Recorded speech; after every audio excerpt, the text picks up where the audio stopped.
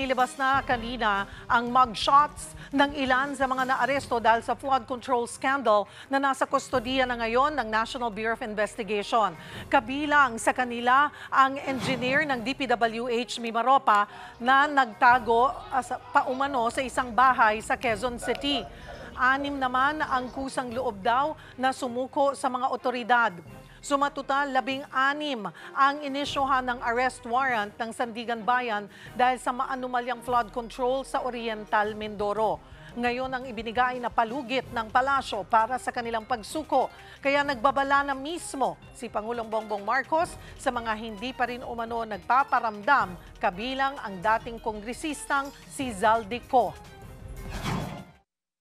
Sa lahat ng natitirang akusado, ang aking payo sa inyo ay sumuko na kayo. Huwag nyo nang antayin na habul-habulin pa kayo. Mas maganda para sa sitwasyon ninyo na sumuko na kayo para maganda ang inyong pagsagot sa mga aligasyon na dinala kontra sa inyo. Sa mga nagtatangkad tumulong sa pagtatago, tandaan ninyo na kahit papaano mananagot din kayo kung kayo ay nagtatago ng isang fugitive from justice. Bukod sa mga sangkot sa flood control scandal, gusto na rin ipaaresto ng pamahalaan si Attorney Harry Roque na nag-a-apply pa rin ng asylum sa The Netherlands. Ayon sa Presidential Anti-Organized Crime Commission o PAOK, nag-request na sila ng red notice sa Interpol para mahuli at mapauwi sa bansa si Roque.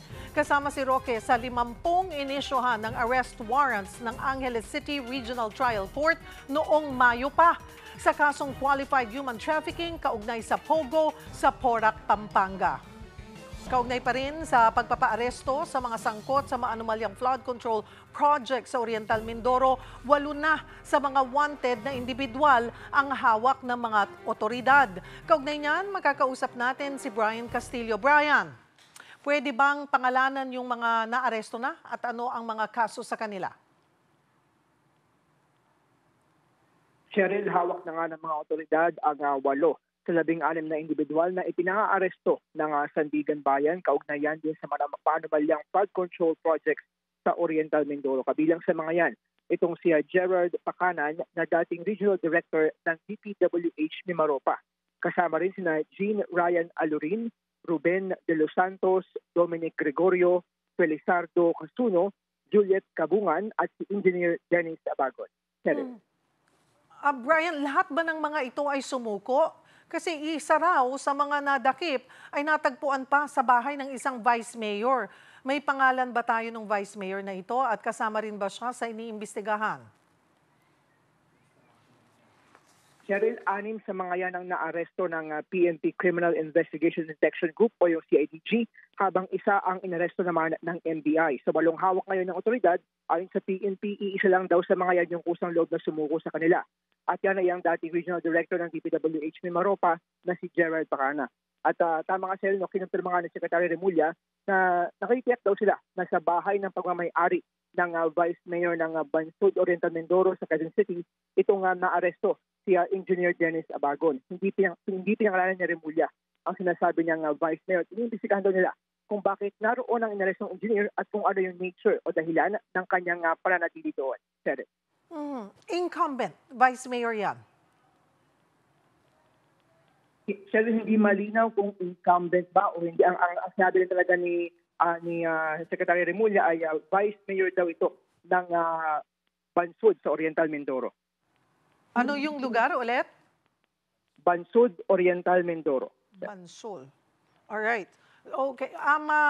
So, nakuhanan na ba sila ng statement? May naibahagi bang statement sa atin? Partikular na yung naaresto doon sa bahay ng Vice Mayor. Bakit daw siya doon nananatili? Cheryl, naging maikli yung ginawang press con dito, yung joint press con ng DILG, ng NBI, at ng DPWH, maging ng DOJ. So, hindi na nasagot kung meron na bang naibahaging impormasyon itong naarestong engineer at maging yung iba pa na hawak nila ngayon, Cheryl. Sino-sino pa ang at large at may impormasyon na ba ang mga otoridad kung nasaan sila?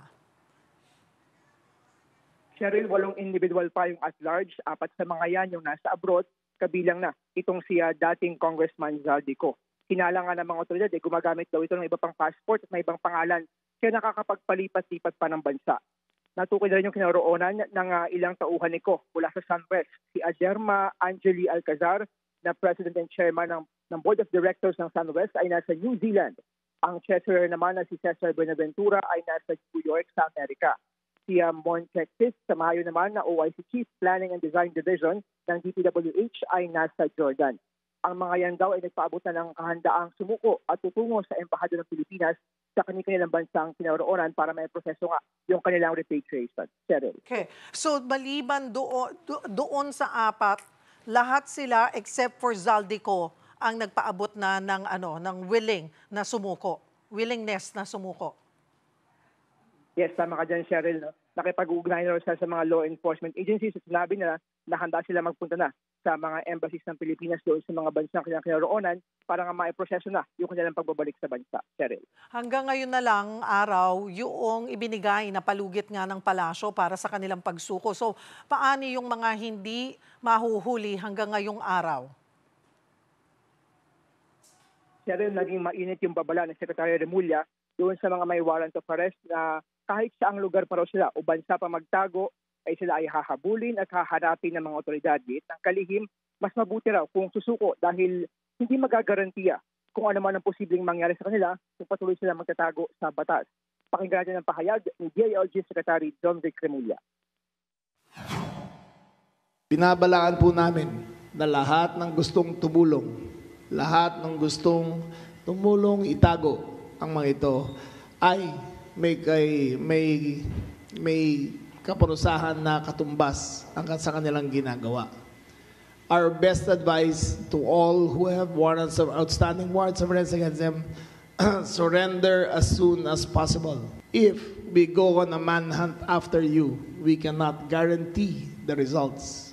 For the sake of your families, for the sake of the country, surrender. Alright, maraming salamat, Brian Castillo.